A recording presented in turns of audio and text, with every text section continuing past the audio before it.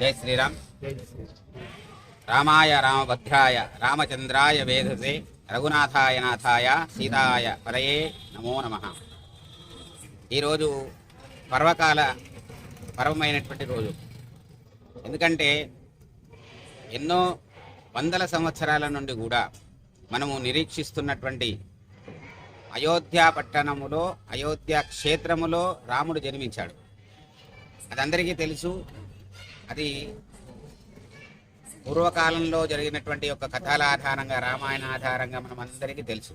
చేత గాయత్రి మహిళా మండలిల చేత అఖండ రామరక్ష స్తోత్ర పారాయణం అనేటువంటిది నిర్వహించాము. ఈ రోజున నేను అర్చకత్వం చేస్తున్నటువంటి 22 సంవత్సరాల నుండి కూడా ఇంత జనం అనేటువంటిది నేను ఎప్పుడూ చూడలేదు.